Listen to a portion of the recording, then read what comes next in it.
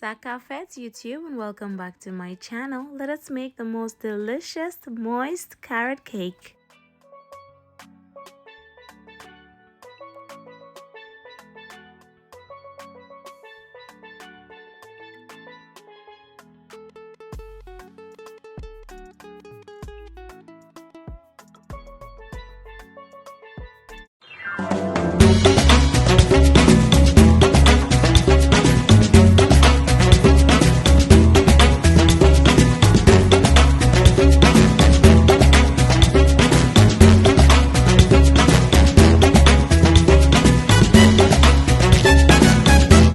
Darlings, it's so nice to have you back here in my kitchen with me. Let's make a carrot loaf. So in a small bowl on this side, I'm gonna go ahead and crack 3 eggs, removing the little white stuff from my egg, and then I'm gonna go ahead and give it a quick mix with my whisk for about 10 seconds. After 10 seconds, I'm gonna go in and add my vegetable oil, give it another whisk for about 10 more seconds. Then I'll add a little bit of almond extract in this. Find the lemon extract to work really well in it also, but I only had almond extract on hand, so you can just add some in there. I'm gonna go ahead and add in my sugar. Give it a quick whisk again, and then you just want to set it to one side while we work on some dry ingredients.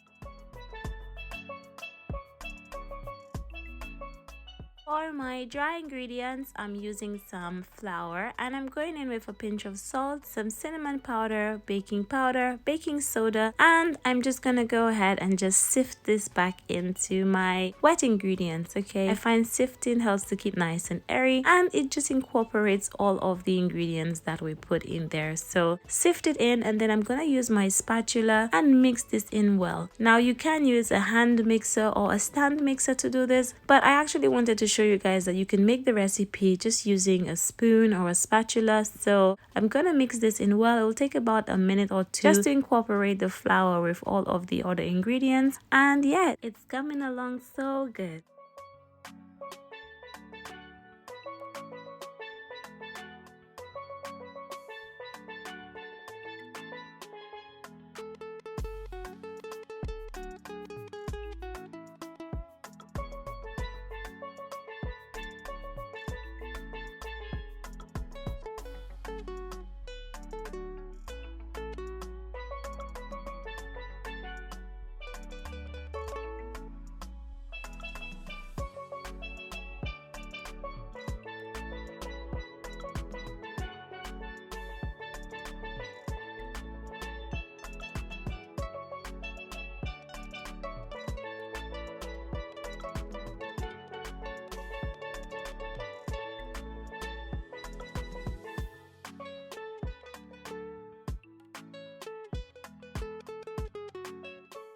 Now that the flour has been nicely incorporated, I'm going in with my freshly grated carrots, and this is also going to add some moisture back into the flour mix that we have going on. And yeah, use your spatula, mix it in well. I'd say combine for about 30 seconds. You don't want to over mix it, but you just want to mix it enough that everything is fully combined. Once your carrots are nicely incorporated, then you want to go in with your nuts. My choice of nuts today is pecans. I actually prefer pecans over walnuts. However, you can use walnuts or any nut of your choice. I just find pecans to work really good because I just love them so much.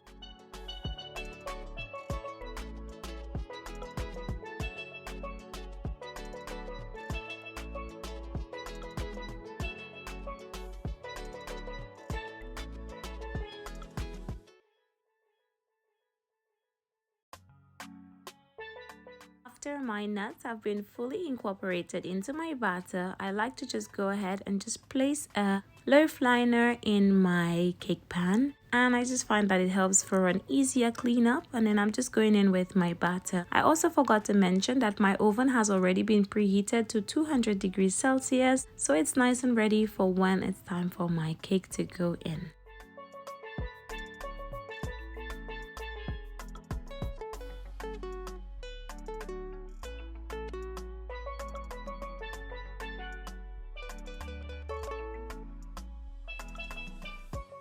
Once my batter is in, I went in and I topped it with a little bit more pecans in the center. You can put all over the top if you want to, but I'm just going to create a little line just in the center. And yes, my darlings, this is literally it. But before we push it into the oven, I actually just like to knock the pan down a few times just to get rid of any air bubbles which may have formed when we were pouring the batter. But yes, take a look. It looks so good. I just can't wait to see when it's fully baked.